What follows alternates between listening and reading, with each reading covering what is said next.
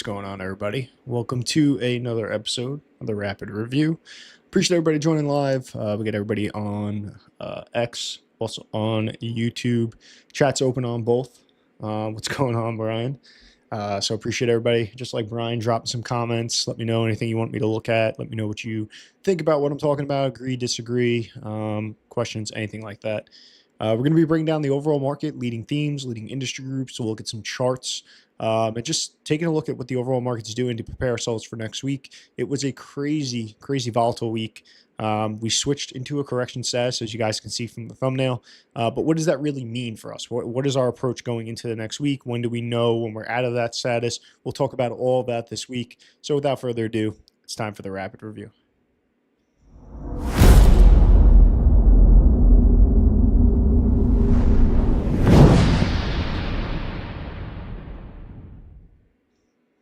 All right. So as always, there you guys go. There's the disclaimer. Read through that. Most of you know the deal. This is not financial investment or trading advice. Just educational purposes only. All right. So current state of the market direction. Like I mentioned, we're in market correction. So actually might be the first market correction that I have had since we started doing this. This is the 30th episode. I think this is the first market correction we've had since then, pretty sure. Yo, what's going on, Chad? So what does that mean? The power trend is off. We are now in a market correction status, which means we are not looking to purchase stocks. The trend has changed. The prior trend from that last follow through day, we had 148 trading days from the last follow through day to the correction. So a nice long uptrend. Hopefully you guys were able to capitalize on that market, make some money. But now that the trend has shown that it is likely changing, we now move to a more defensive stance. With that being said, we're not keeping track. We no longer look at those distribution days. What we're looking for is rally days and follow through days. So there you guys go. This is kind of how we left off. Tons of distribution on the S&P, moderate distribution on the NASDAQ, but really a lot of that price action was what led us to switching towards that correction status, creating those lower lows. And we'll talk about all that when we get into the charts. But highly suggest, if you are not fully aware of the follow-through day, rally day, that CANSLIM style of market analysis, and you want to follow along with how I analyze the overall market, brush up on that. There's a ton of stuff in the books. There's a ton of stuff all over YouTube, and that will help you to kind of understand how you know when to switch to a defensive stance to a area where we start to increase in exposure. Looking at the current state of the market for the week, we are down 1.95% on the S&P. We're down 2.74% on the NASDAQ. And we're down 1.91% on the Dow. So down on all indexes. NASDAQ getting hit pretty bad, 2.74%. We'll look at the charts, though, because the highs and the lows are pretty crazy on the NASDAQ and even on the S&P. For the year, though, the S&P is up 12.26%. The NASDAQ is up 15.34%. The Dow is up 8.70%. So still green on all the indexes and when it comes to 2025. And the moving averages. And one thing actually, jump back real quick. So the S&P closed in the 32.63% range. NASDAQ closed in the 30.01% range, and the Dow closed in the 35.05% range. So closing in the lower half of the bar. We'll see that on the chart visually, but just so you know the actual numbers. All right, moving averages. So we started the week, we were below the 10, we were below the 21, but we were above the 50. And we were showing some support at the 50. This was the first week that we had closed below, first time we have closed below that 50-day simple moving average since the uptrend had begun, and we have gained above it or reclaimed above that level. So very interesting to see that. The other thing that you will notice also with the way these numbers are, it's not really easily to see just sometimes with these numbers, but just so you know, the S&P, the 10 and the 21 have now crossed below the 50-day moving average. The NASDAQ's 10-day moving average has crossed below the 50, and the 21 very, very close to, which is a negative sign. When we're looking at these moving averages, what they really are is just a context of where we are trending within certain time frames. So the fact that we have the 10 to 21 trending on a downward slope, the fact that we have that breaking below that 50-day simple moving averages shows that at least in the shorter term horizon, we're in a downtrend. The fact that we are below the 50-day simple moving average shows that we are starting to turn over towards the downside in the more macro of the uptrend. And then every time we seem to get like these cross, like you'll talk about the death cross, which is the 50 crossing below the 200, that again just confirms that we've been trending that way in the past. That does not necessarily mean that what's going to happen in the future. And I think that's one of the things that I just always like to really nail down to people. Yes, it can be an indicator of a trend change. But remember that this is also looking at what the data has shown us in the past. Doesn't necessarily mean we have to continue that way in the future. It's just, again, probability is when we make those switches, trend change, those trends will likely continue. So just keep that in mind when we talk about a lot of these moving averages. It's really looking at the past data. Doesn't necessarily mean that's guaranteed to continue going into the future. All right, let's jump over and take a look at the indexes. Let's look at, as we always do, let's start off with the NASDAQ. Zoom in a little for you guys. Actually, let's zoom out real quick. So here we have this overall market. I mean, this was great. This was our kind of beginning of the year. We rolled over, we came into a correction, and then we had this quick, rapid V-shaped recovery. And the follow-through day actually occurred. 1, 2, 3. I believe this was the follow. Somewhere around here was the follow-through day. I forget off the top of my head, but that got you in this market pretty much at the low, very close to the lows, and you were able to run this uptrend really, really, really easily. And now we kind of went to correction over here. So you can see the main goal of how we're looking at the overall market is not to call the tops, it's not to call the bottoms. It's just to gain the ability to execute within the bulk of the overall uptrend. And that is how this effectively got us out around here, got us in around here, and now got us out around here. And likely, if this is to keep turning over, again, we're going to be out of that downtrend, just like we were in the past. And that's why we're looking at all of this information. So this does not mean that we are going to go lower. Just because we've gone into a correction does not mean that this is it. We're going load up on the shorts. This could be a bottom for all we know. This just means that we need to be patient. This just means that we need the market to confirm that the buyers are coming back in, the bulls are pushing the market back up before we continue to just keep buying stocks and getting chopped up. And this has kind of been the posture that I've been in for the past couple of weeks, but now it's just more officially in correction versus in that choppy phase. So we have that confirmation. We're creating those lower lows that we're possibly making a trend change. We'll see if that can continue. But right now, the biggest thing is we're remaining cautious. And I'll continue to talk about this throughout this, but just to kind of give you guys a quick overview. So let's look at what went on during the week. I think the big thing was last Friday, right? So we have 1, 2, 3, 4, 5. This was last Friday.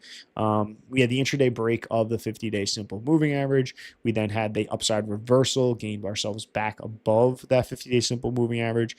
So the kind of expectation going into Monday was a continuation of that reversal, continuation of that, finding kind of daily support at that 50-day simple moving average. And we really got an expectation breaker on Monday. We did not get what we were expecting. We actually opened up on the low side. We kind of had a choppy day, both highs and lows up and down above the 50. And then we had that first official close below that 50-day simple moving average, which was a very negative symbol, a very negative sign to see that kind of occur. Now going then after that, we just kind of continued downward there. You have on Wednesday. And the other thing that I wanted to, where are we? Here we go. Wednesday. Yep. So on Wednesday, then we continued to go downward from there. We continued now to also seem like we were getting support though at that 1010, 1014 and 925 low. So we had the fake out. Then on Tuesday, I'm mixing up my days. On Tuesday, we seemed like we pulled in, but we were trying to find some support, maintaining that we were not making lower lows. And then on Wednesday, we continued off that support. It looked like we were trying to go higher, but we kind of saw some resistance at this 50-day simple moving average intraday. Tried to rally up towards it, but then we were just kind of rejected, closing just up slightly for the day. So we started to see really, it looked like support down at the 1010 area again, fourth about time, but seeing more resistance at that 50-day simple moving average as we started to spend time living below that, which was not positive. Then on Wednesday after market close was the NVIDIA earnings. And a lot of us were kind of sitting on the edge of our seats seeing how the reaction was going to go. And after market close, NVIDIA was up 5%, about 5. It was a little under, I think, but about 5%. So going into Monday, the market reacted. We gapped up, as you guys could see. We had an intraday move early on in the day where we looked like we were getting back above those 10-10 highs that we kind of kept talking about being a level to get out of this kind of choppy sideways range. And things were looking positive. It looked like NVIDIA was essentially going to carry the market and revive that AI trend that we were going through. And yeah, did not hold up. The market just crumbled right from here, completely crumbled. This was a huge high to low bar. And we then went from going intraday up above all the moving averages to down below those moving averages, and for the first time creating a lower low, breaking that 925, 1010, and 1014 low, closing below their high volume and creating that lower low with the high volume. This brought us into the correction status. There's really a couple different things that I guess you could say brought into the correction status. It's not black and white, but for here, I think it was we started living below that 50-day simple moving average. That was a big one. We saw resistance again at this 1010 high, where we just couldn't maintain above these levels. We kept rolling back over. We saw high distribution on the S&P, moderate distribution days on the NASDAQ. And like I said, the big thing being that lower low, that was a very clear sign of where we were finding support. Having it break that on high volume, that is what switched us over into that correction status. Friday's volatility kind of just continued. You can see the highs and the lows and just kind of, again, choppy action that we've been getting in this market. It looked like a pretty strong day at one point, but then we kind of rolled into the middle of the day, closing in the 59.16% range. But this becomes, as you can see, actually, this indicator, I don't use this because it's not, I didn't make this. It's not entirely accurate, but that is accurate. This is your rally day right here. So day one of the rally starting on Friday. Now, that doesn't mean necessarily that this is going to just rally off this area, give us a follow through day and keep going. It's just something we're going to keep track of for the follow through day signal. So overall, like I said, I think the big thing is you could just see we made lower lows this week. We're living below the 50-day simple moving average, all the negative signs. Looking at the weekly, you can see third down week in a row, right? 1, 2, 3, third down week in a row. We're below that 10-week moving average, not a positive sign there. We'll look quickly at the S&P, though, to be honest. There really isn't much else to say on that. Just so you can visually see pretty much identical action, really. And that's really all I got to say about that. So let's go back to the NASDAQ, though, and let's just talk about key levels. So like I had mentioned, Friday is that rally day. This is a very important day. If we can continue to rally above that, give us a make this the low, and then hopefully put a follow-through day in, that's going to be positive. Hey, Wisdom, what's going on? Yes, you can join the Discord community. I will do me a favor, shoot me a DM, and I will get you an invite over there. Sorry, didn't see that over in the corner of my screen. All right, so on the upside, rally day, right? We're looking at that rally day. We got that low here possibly, and we start counting from those days and looking for those follow-through days. The 50-day simple moving average on the upside, very, very key macro level in terms of the uptrend. We want to get back above that level. The 10 and the 21 EMA, always looking to get above those moving average. And then the 10-10 high, that's a really, really big level that I'm watching on the upside, and then all-time highs. Those key levels we're looking at towards the upside. On the downside, we did get back above that 10-10 low. So really looking at this level in terms of the downside. We broke below it, and we quickly got back above it. If we break below it again, that's going to definitely be a negative sign. If we can see it as maybe this Thursday was just more of a shakeout at that low level, that's a little bit more of the positive side to the upside. Then another level that I want to keep an eye on is right here, this 813 high that we have right here. We had this kind of like basing pattern, sideways action that we broke out of. There's a chance that we see some sort of support at this level, so we'll keep an eye on that. Not necessarily, but there is a chance, so keep an eye on that. And then really we're looking at these two lows. They're pretty close to each other, the 820 and the 9.2 lows going towards that side. Then we got the low over here, 8.1, and we got the 200-day moving average. So if you really see what I'm looking at on the downside, I'm looking at these prior lows. I'm looking at these pullbacks. Those are possible areas of support. And if we don't find support there, we break below, those become just stronger that we're downtrend, moving in the downtrend. Yeah, that's basically how I'm looking at the market. It's the moving averages, it's the volume, it's the price action, it's the highs, it's the lows, it's these like kind of areas that we've created bases. And the same way I would look at a chart, I'm looking at the indexes. So that is where we are at. All right, let's jump over to Deepvue and let's start talking what's going on with the themes and the industries. For those of you who don't know, I am a Deepvue partner. This is the tool that I use for all my stock screening, all my analysis, all my fundamentals, technical analysis.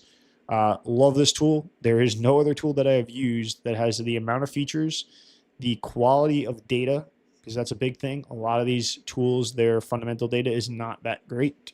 And just continuing to improve the tool and give us users what we're looking for.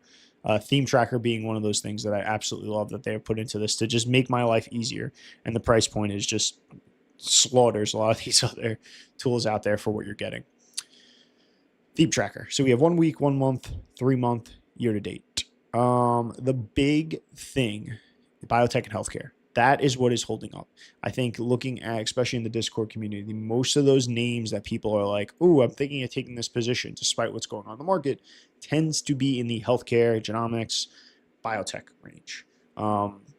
So that is where we're seeing the most strength. That does not necessarily mean that if we do get a new uptrend, that is 100% where the new true market leaders are going to be. This could also just be where the big institutions are parking their money in this downtrend, where they see this as a safer, kind of more defensive area to put money that they feel more confident in as the overall market's rolling over. There could be some viable trades in there. Just understand the market environment. Most stocks are going to follow the overall market. And knowing that, I personally would rather sit out of those environments the same way I sat out of that choppy environment. But not to say that there isn't some viable trades that could be made and money that could be made in some of these industry groups. Other than that, look, you can see this is what was doing well year to date, right? But then you can just see this week, it's almost like it flipped.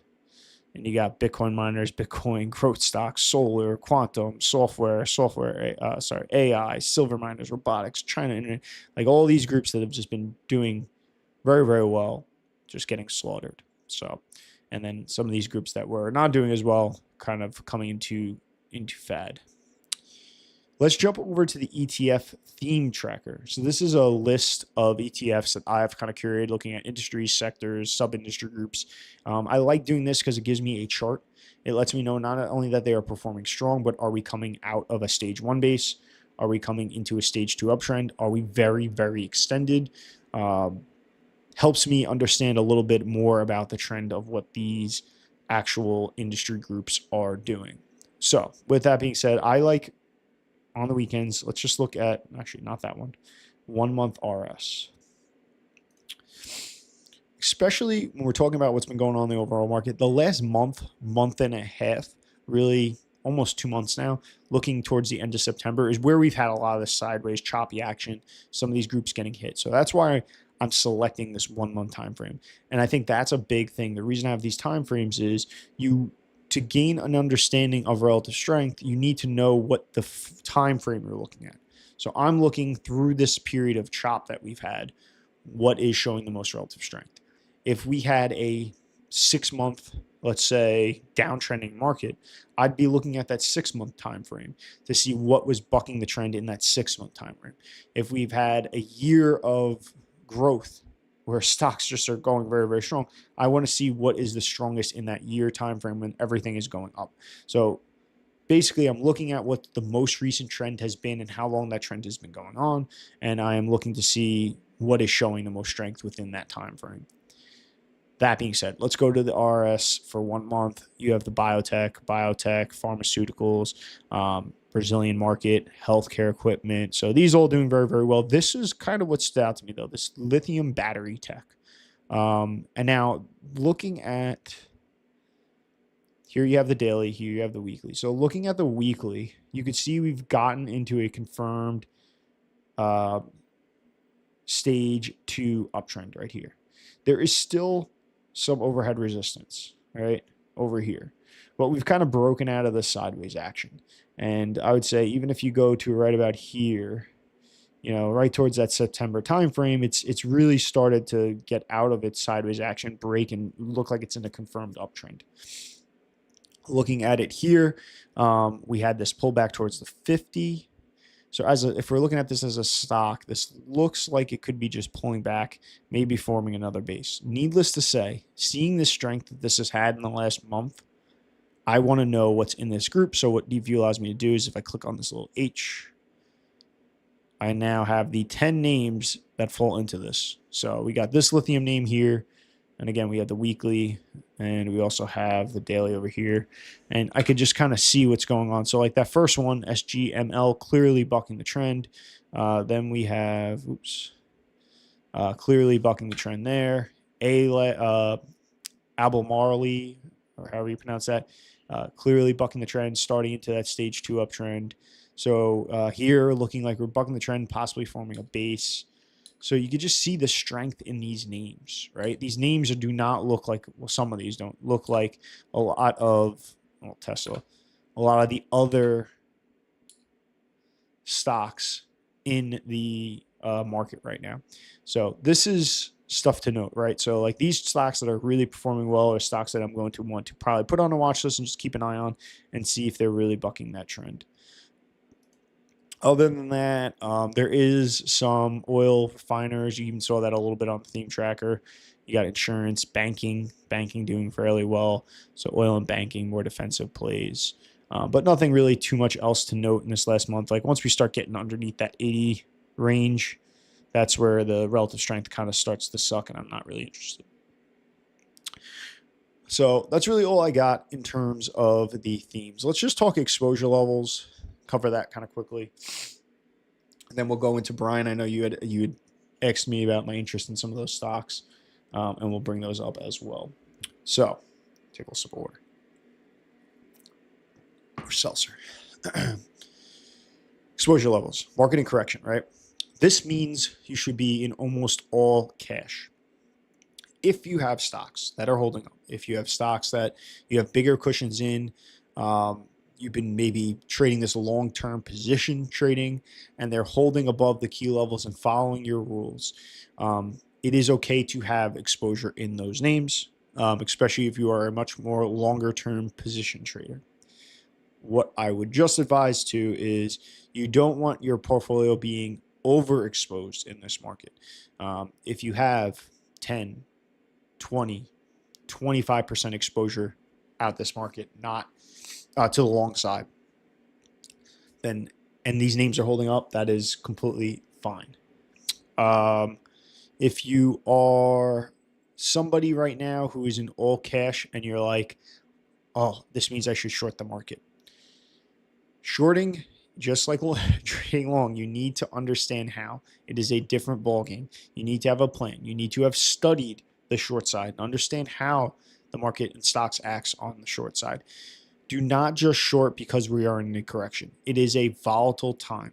You can get destroyed. The gains that you have made in this uptrend, you can quickly give away, and most people are better off just sitting in cash than trying to play the short side.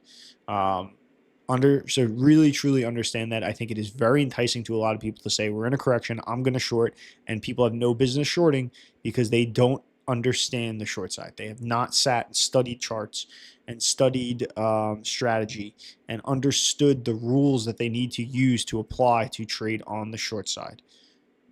Do not think you can do that in a week or a month and say, oh, I'm just going to learn the short side and read a book now and figure it out. If you want to get interested in the short side, you need to study just like you did for the long side, continually relooking at charts, building out rules, and having a plan and having confidence in how that works too by studying past markets and past charts. So most of us are going to be best in cash now. And as much as you may have the itch to get into the market, I can promise you, most of us are better off sitting on the sidelines and waiting for the environment to get better, because it will at some point, and that is where we will make money in the market. If you destroy your mental capital in a downtrend by trying to short or trying to push things to the long side because you see healthcare is trading well and you want to try to trade a couple of those and you get beat up and you lose some, it destroys you. And then when we come into the next uptrend, you're just not going to be in the right mindset to effectively trade. So just keep that in mind. All right. So Chad said, why RS versus AS looking at the ETF themes? So RS, for those who don't know, RS is looking at things compared to the S&P. AS, the AS number is looking at things compared to all the other stocks in the database. My reason for going with RS is I don't want to compare these ETFs to stocks in general. I'm looking at comparing these ETFs to the overall market. That is where my foot, if these ETFs are bucking the overall market trend, then that's telling me that they're just outperforming the overall trend of the market. When I start looking at all other stocks in the database, to me, it's just not a fair comparison of looking at an ETF to just general stocks. My goal is to see what is bucking the trend of the market. So if that's my goal, then I want to use RS because that's comparing it to what I want to look at. I'm not necessarily looking at comparing to a smaller stock or other stocks and looking at the strongest stock. I'm looking at this to compare to the overall market trend. So hopefully that answers your question, Chad. All right. So let's jump over. Let's go back to Deepvue and let's look at some stocks. Let's start Google. This is Brian's request. Google. Look, very, very, very strong. Ironic because I've been really looking into the Gemini kind of AI platform, and I see that it's supposedly very, very, very strong and kind of leapfrogged a bunch above everybody. And this is just a bigger cap name that continues to show strength, continues to show increase in funds, continues to show steady, strong EPS. Like, yeah, it's not going to have triple digits, but a name like this to just be consistently showing growth is a powerhouse. Again, can this carry the whole market? Not likely, but it is a big chunk of the market. So something to take note of when you see names like this still performing well. Right now, this is extended. I don't see any way to enter it. If you do own it, though, this is a perfect example of a name. If you are somebody who maybe bought, I'm doing this kind of on the fly, I don't know, maybe you bought somewhere around here or down here, wherever you bought this, and there's no reason to sell this, none whatsoever. Just because we're in a correction, you got a stock that's holding above every moving average and just consistently trending up and showing volume pouring into it and showing this amount of RS. Like, you're not like, don't sell. This isn't a sell just because of the overall market trend. You maybe reduce exposure if you want to like take some profits because of the environment. But this is a perfect example of a name that if you're in it, you should still be long this 100%. But other than that, it's just a watch because it's extended. EQT. This one I do not know. EQT. All right. So very strong on the EPS side, right? We're seeing some acceleration. That's a ridiculous growth right there, over 6,000%. We're seeing on the sales side, very, very, very strong growth on the sales side. The annual, not as good, but still, in the short term, we're seeing a ton of growth. Just looking at the weekly. So this is in that oil and gas, which has been showing strength. We can actually see that. We're at 84 on the absolute strength in the last month. We're seeing some growth in the funds. We know that this group is doing very, very well. So really now it's just diving into the chart and just seeing like where are we at? Look, this is kind of just this big base pattern here and maybe possibly forming a handle here. It doesn't really tighten up from left to right, which is something that I would like to see. So this would have to kind of maybe either go sideways here to present more of a swing trade entry for my style, or looking for like a more bigger base pattern breakout from like this big giant cup right here. Again, markets like this, the last thing I'm doing is taking a position in something like this that's just, chopping around sideways and just isn't a perfect setup. I see everything looks great in this, but, I can let this go and go on without me and be completely content. LA view ETF. Let's see, what does this ETF do? Biotech. Well, look here. Biotech's strong, right? Let's look this in the weekly more. Why is that doing that in the weekly?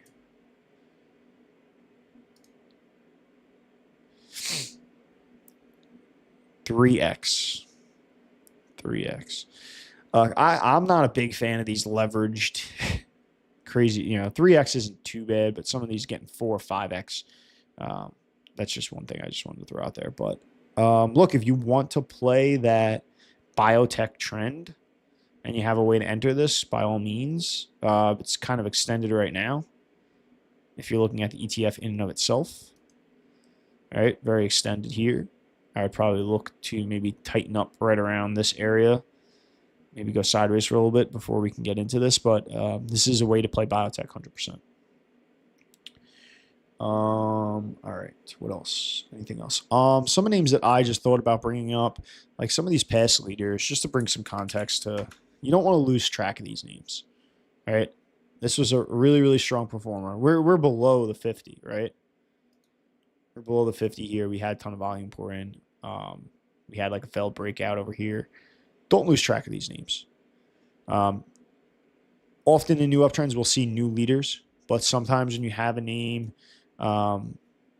they might return and they might be a leader again. So just keep an eye on it. There's no reason to get lazy and just forget about some of these names, because along with Credo, you have A-Lab. That was another name that did very well. That's clearly in a downtrend now. AMD, another name, right? Clearly through the 50, broke through the gap ups, low. NVIDIA, like all of these AI names that we have been talking about, even on the quantum side, just don't. I guess the point of what I'm saying is they may be breaking down. Just don't lose track of them.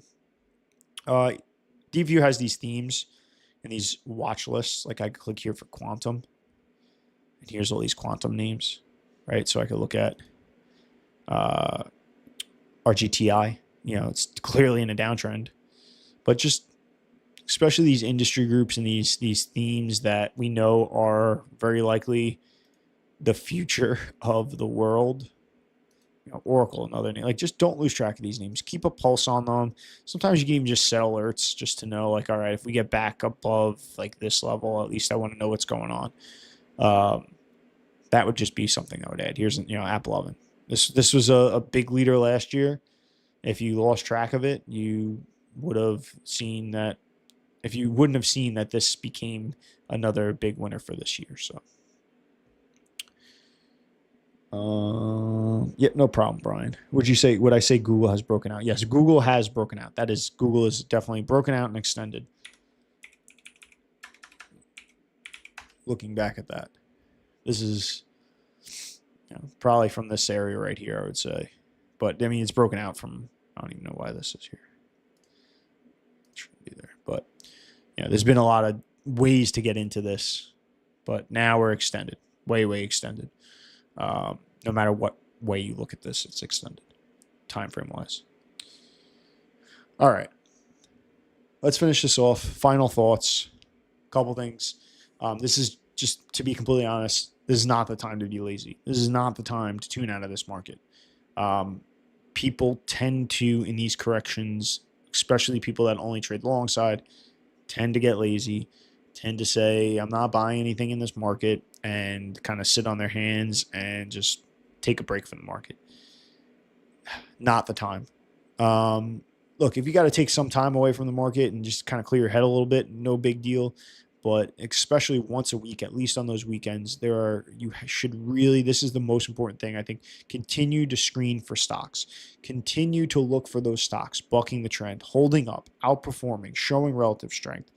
These stocks are likely not being sold by big institutions. That means that these stocks could likely be the next winners and the next big leaders in the uptrend. We are riding the coattails of these big institutions. If they are not selling, the price is either flat or going up.